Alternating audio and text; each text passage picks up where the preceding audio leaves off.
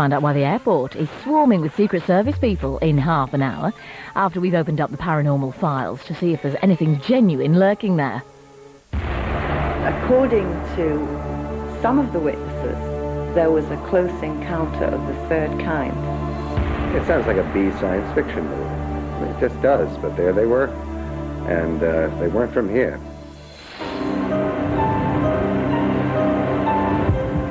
These stories are some of the strangest experiences ever described in the UK. We can't tell if they're true, but they are all recounted by ordinary people.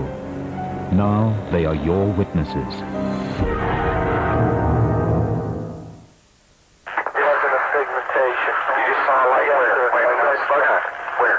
Right in this position here, straight ahead, in between, there it is again.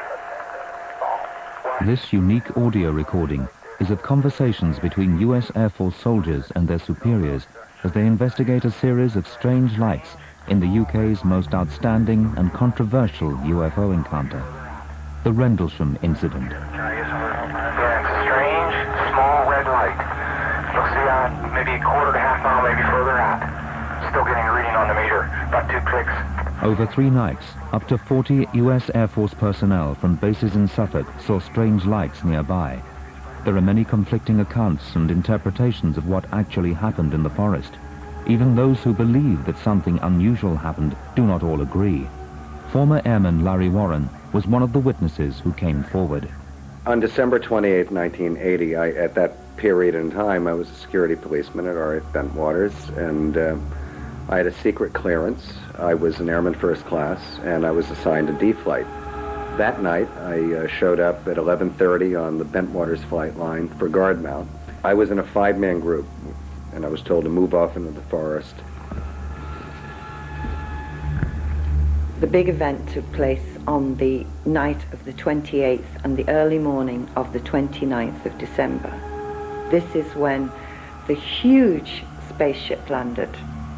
It was about 30 foot wide and multiple colors, sort of spinning if you like, and there were about 30 to 40 witnesses in this incident. I think it's something other than the ground. I think it's something very large. The first 2 witnesses that were involved in this incident were told to go out to investigate lights over the forest. There's no doubt about it. There's some type of strange. The first thing I saw was a probably 50 foot across diameter, yellowish green translucent object on the ground. It was probably a foot in height.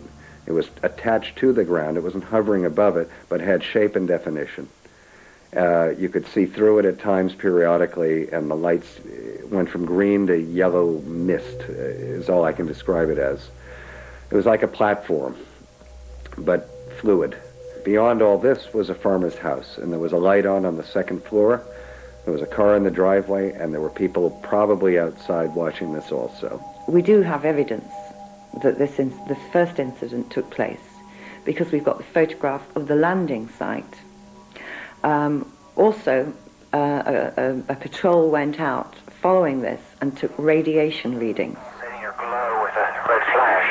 I just crossed the creek. On the 29th of December, 2 days after the original sighting, the soldiers took radiation readings and mounted cameras in the area to see if they could make some sort of sense of the situation. To my right, there was a motion picture camera on a tripod, and someone else had, at that time, a video camera filming everything I'm about to describe. That night, Larry Warren claims he witnessed alien life forms. The place of the explosion of light was this triangular structured object that had like a rainbow effect on it. It had boxes and pipes or things on its surface. It looked very heavy. It looked very old. I had this feeling it was this old thing. I don't know why. Time seemed to be at half speed. I wasn't looking at this as a rational, normal person. I don't know how it affected others. There was no heat. There was no sound that I can recall. In fact, everything was almost like in a vacuum. Weird. It appears to be maybe moving a little bit this way. Some people ran off, had retreated quite quick, The cameras were filming this the whole while. Some people just stayed in place. We were probably shocked, you know. The man in charge of the patrol was Lieutenant Colonel Charles Holt. Larry Warren remembers the encounter his team had in the forest, as recorded on the U.S. Air Force tape.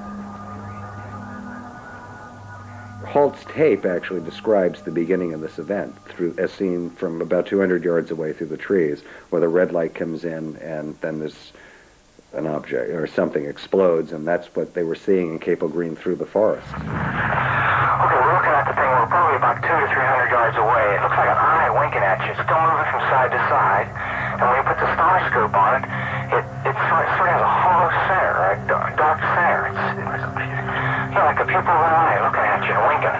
One on the right heading away, too. Yeah, we're both heading north. So here he comes from the south. He's coming toward us now. Now we're observing what appears to be a beam coming down to the ground. This is unreal. This light came around this blind side of the object. Never saw the back of it. It couldn't move from the area it was in.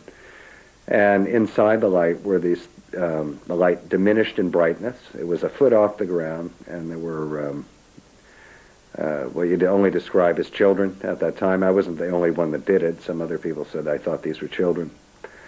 And they had 4.5 feet tall, above the ground, very bright, translucent at points. You couldn't see the lower extremities, but you could clearly see the face, and it wasn't human. But it seemed like it was either a projection, or it was separate from us, or it was protected from us. It was, but it was alive. There was no doubt in my mind the way these things moved, the upper extremities. There was a noise behind us at one point, and the arms on one of these three beings raised, almost like this, in a defensive posture. It had some kind of equipment around its belt, all three of them. And I mean, it sounds like a B science fiction movie. I mean, it just does, but there they were. They weren't from here at all. According to some of the witnesses, there was a close encounter of the third kind. There was actually beings. These were translucent. They were almost human-looking, but translucent. The witnesses were absolutely in a terrible state. I mean, these are military men. We see strange strobe-like flashes to the rather sporadic, but there's definitely something, some kind of phenomenon. 305. He approached these things. There's been misstatements over the years that there was communication with sign language and all this, like close in the movies. It wasn't. It was definitely a visual standoff. A very uncomfortable one, so it looked, with this phenomenon. 315, now we've got an object about 10 degrees directly south, 10 degrees off the horizon. Some of the other people looked totally buried, like everything they knew collapsed. It was done. We're observing what appears to be a beam coming down to the ground. We were called off by our shift supervisor back to the staging area, parking area. And it seemed the lower-ranking guys were called off first, so I gladly left. I looked over my shoulder, my left shoulder, as I was going over the rise, and this face-off was still going on this field called Capel Green. And I'll never forget it. And there it was. We got back to the vehicles and left. We're turning around, heading back toward the base. The object to the south is still beaming down lights to the ground. The witnesses were believed. They made statements. The British police were also called out where the UFO had landed, and they found 3 indentations in the ground, which were photographed. And remarkably, in 1983, they were sent a copy of a memorandum that was written by Lieutenant Colonel Charles Holt, the very person who went out there with the patrol and investigated this case. For many years, the truth behind Britain's equivalent to Roswell remained surrounded in secrecy, closely guarded by both the British and US governments. Then, in 1983, after years of campaigning, the US government was forced to release official documents on the incident under the Freedom of Information Act. This controversial report is signed by Lieutenant Colonel Charles Holt, the commander in charge on the night. This memorandum was sent to the Ministry of Defense, And it really, what it depicts is what happened during that week. It mentions the triangular-shaped craft. It also mentions that Colonel Holt was out there himself at a later date, mentions the radiation readings, and numerous other things. So here we have, for the very first time, an official document to say that this case actually took place. The Holt memo dated January 13th, 1981, just weeks after these events, as important as it is, on official Air Force letterhead authored by a deputy base commander of a very important NATO air base, describing phenomena that reads like science fiction. All that is good and fine, but the bottom line is, I witnessed it, and it's the biggest story ever told, really, when it gets down to it. If this case was brought into a court of law, the testimony from the witnesses and the evidence that could be brought forward would bring this house of cards down in a matter of hours, and that I stand by.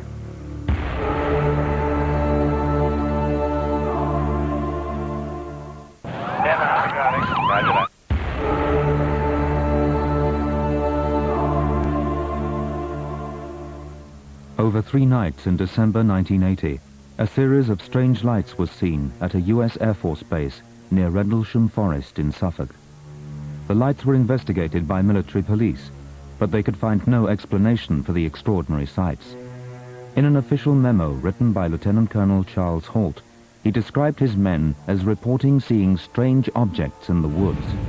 Early in the morning of December 27th, 1980, approximately 0300 hours local, 2 USAF security policemen, the individuals reported seeing a strange glowing object in the forest. The object was described as being metallic in appearance and triangular in shape. 150 feet or more from the initial, I should say, suspected impact point. Have a lift car to can't get the light on the wall. Itself had a pulsing red light on top and banks of blue lights underneath. The object was hovering or on legs. As the patrolman approached the object, it maneuvered through the trees and disappeared. The next day, according to Holt, the site was checked for evidence of anything unusual. Next day, 3 depressions, 1.5 inches deep and 7 inches in diameter, were found where the object had been sighted on the ground. It was checked for radiation. Beta-gamma readings of 0.1 milliroentgens were recorded with peak readings in the 3 depressions and near the center of the triangle formed by the depression. On the evening of the 3rd day, Holt himself reported further sightings of unexplainable lights in the sky. Red sun-like light was seen through the trees. It moved about and pulsed. At one point, it appeared to throw off glowing particles and then broke into 5 separate white objects. The object itself was visible for 2 or 3 hours and beamed down a stream of light from time to time. Numerous individuals, including the undersigned, witnessed it. Police were called in. After their initial examination, they found nothing significant. They decided that they too could see nothing further to investigate. Now, the British police were also called out on the night, on the time it took place, but they were actually called at 4 a.m. in the morning when it was all over. So what we have now is a police officer who's saying, oh, but there was nothing there when I went out to investigate it. But of course it was all over by that time. The official line was that the lights had an innocent, rational explanation, possibly the beam from a nearby lighthouse, but some still think differently. Throughout the last 20 years, gradually some of the witnesses have come forward and started to talk about what happened. One of the witnesses was told that what he had seen was the beam from the nearby lighthouse. Now this is 5 miles in the distance. He said, no, I did not see a lighthouse beam. What I saw was an unidentified craft. They kept on, and in the end, he finally said, okay, it was the beam from the nearby lighthouse. He was so upset about this that when he was returned back to his quarters, he actually thought of going AWOL. Official reaction from the US Air Force and the UK Ministry of Defence was the same, and remains so to this day. The Ministry of Defence have denied this incident took place. In other words, they just say, oh, it was lights in the sky. It was of no defense significance. No matter how many times people talk about it, no matter how many witnesses come forward, the Ministry of Defense continued to deny that this incident took place. The Ministry of Defense statement was clear and unambiguous. The lights posed no threat. The Ministry of Defense examines any reports of unexplained aerial sightings it receives solely to establish whether what was seen might have some defense significance, namely, whether there is any evidence that the United Kingdom's airspace might have been compromised by hostile or unauthorized air activity.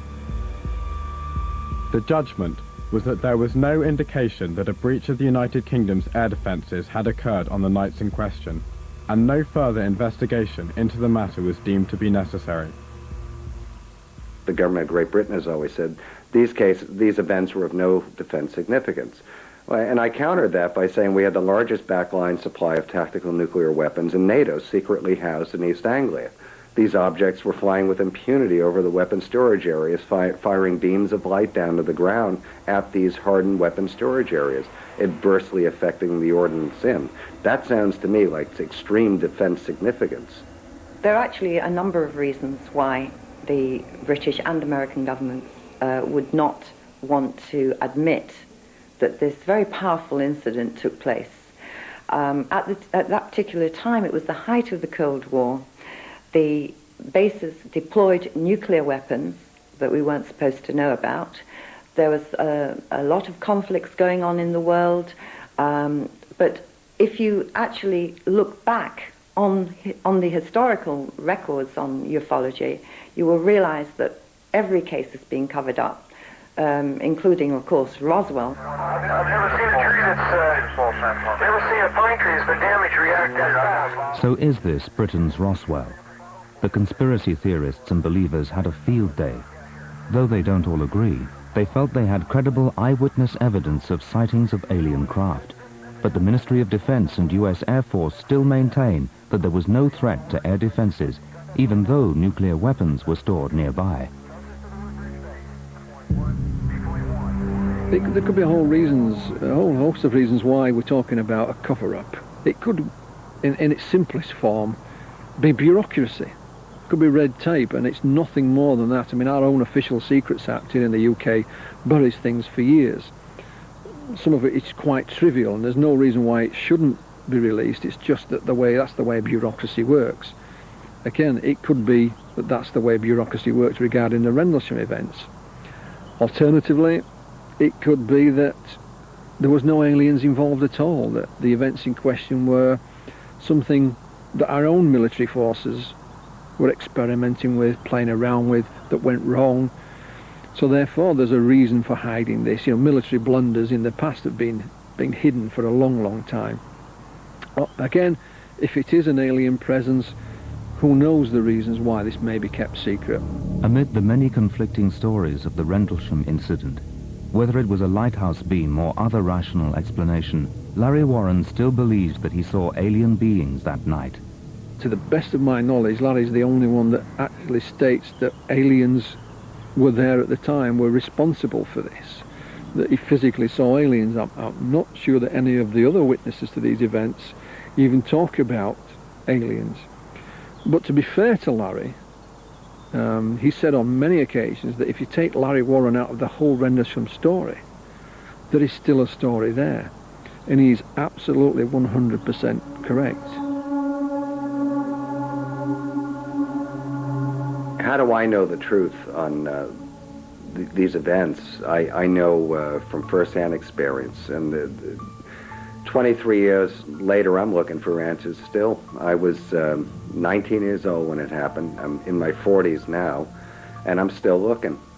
And I think everyone else that went through them in their own ways are doing the same thing. I don't know what the great truth of who they were that was there. I know the object I saw was not built in Detroit, and I know the pilots weren't lighthouse keepers. It's to be funny about it, but the explanations, the counter-explanation, are more ridiculous than the fact that there was a non-human presence in that forest on the night I was involved, and that was the third night that involved the most participants. I've named them for years, long before this was any part of pop culture at all.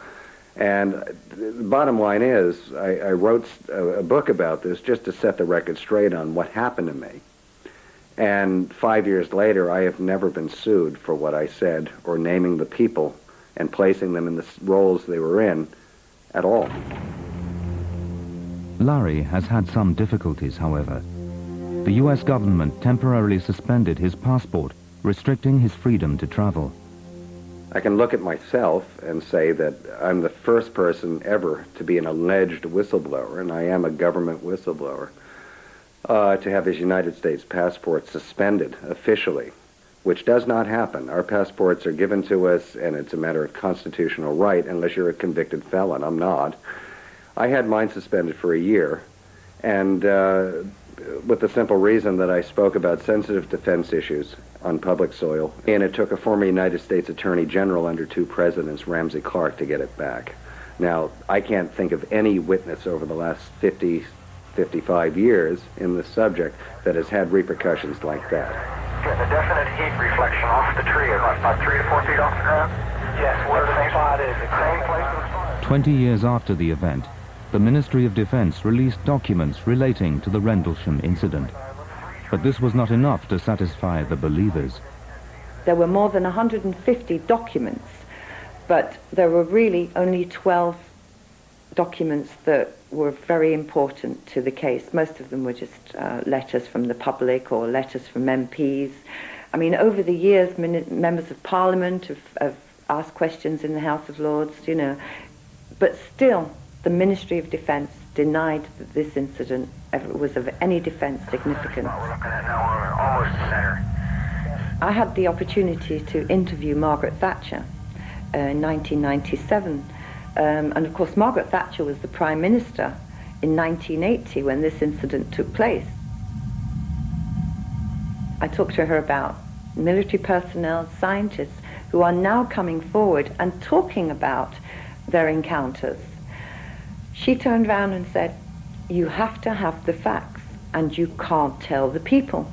Now, why can't I tell the people? Why can't the people be told? But if you think about it, does the government know what's going on? I mean, are they able to deal with this? What president or prime minister would want to risk their reputation by standing up and saying, "Yes, we have had contact"? Where all of Michael Jackson's money came from and what he does with it tonight at 11. Meanwhile, after break, they're preparing for a VIP at the airport.